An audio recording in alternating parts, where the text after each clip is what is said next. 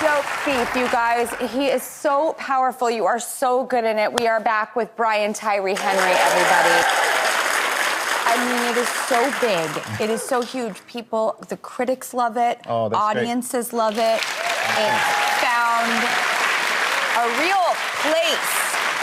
And it's really risen above. Wow. It has gotten so far out of the noise of everything and is having its own standalone extraordinary moment, which is so fortunate. Yeah. It's a testament to the quality of the show. And you're an executive producer on this. Yeah, I am.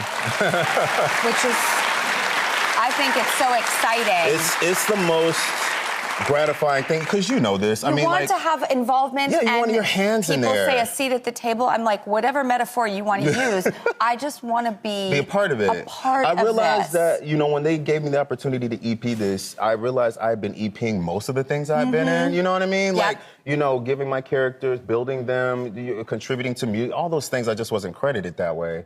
And so when I got to do this, the most amazing part of being an EP was creating the bridges between. So for me, the crew of any movie and show I do, they're my family. They become your family. And the crew on this show in Philly, they were unbelievable.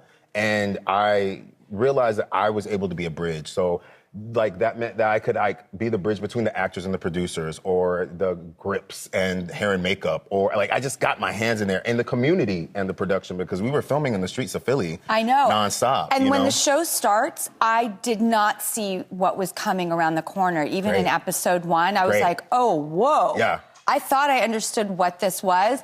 I was misunderstood. I had it wrong. Yeah.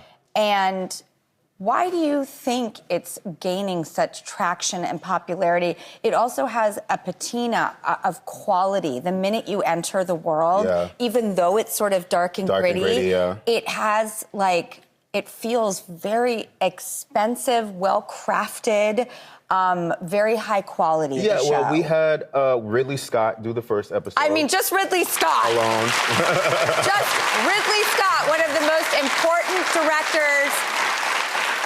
I mean, yeah, Ridley Scott. What Ridley Scott hasn't done. Truly. Like, and we're getting him, when we got him, Blade Runner. He had just finished Napoleon, and then he was going to do Gladiator 2. And I was just like, it was like trying to get that dad's attention that has like 3 other families. And he was just like, Dad, this one right here. But it was great. He was absolutely wonderful. How did you get Ridley Scott, the biggest director in Hollywood? To do television, right? I was like, I can't believe he's going to do TV. I think Ridley's always looking to challenge himself. Like, I think when you've done it all, he's trying to challenge himself. And he's 87 years old, and this man has no momentum of stopping whatsoever. So it was like, it was a no-brainer. It was a no-brainer to do that. I'm very excited to see this show go the distance, and I believe it will, whether that's like awards and acknowledgement, season 2, all of that type of stuff. Whatever you want, I think, with this, I believe it will happen. Is it true also, like, at one point you were going to be a security guard? I was. My sisters at the time when I was in college they're all in the DMV, which is D.C., Maryland, Virginia.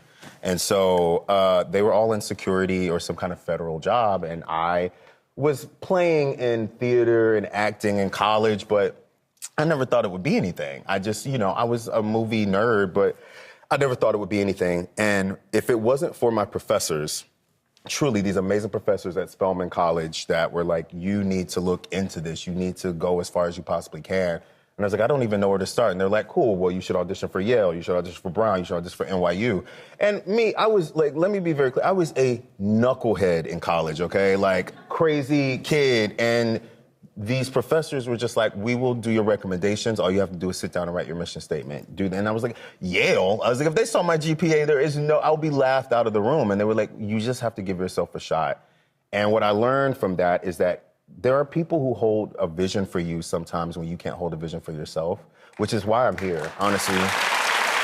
And when those people hold that vision for you, listen to them. Like, truly listen to them. And that was what I felt. I was like, I know what it's like to not have that kind of support to not have people see you in that way. So anytime someone was like, you should actually try this, why don't you think about this, I would lean into it. God, what if they hadn't come into your life and said that? But I don't think that it would have happened that way. Like, I think that they were always supposed to come into my life. Like, I think that I was exactly where I was supposed to be, and I think that has been a testimony for not just my life, but my career. I always say that my characters choose me, I don't choose them. They find me, these men find me when they know I'm ready. Where did you end up going to school, out of curiosity? I went to Yale, Yale School of Drama. I mean, hello. I went to Yale. That is insane. After graduating from Morehouse College. And then right after Yale, I came straight to New York. I literally had to leave school a few months early, and my first gig was Shakespeare in the Park here in New York, and I stayed here. I mean, that is the highest of echelon. It was amazing. Well, we actually, there was a man that you worked with, Kent. Kent Gash. Yes. Is that his name? Yes. Yeah, Kent Gash. He's one of my mentors. Oh, okay. Yeah. Kent, will you come on out?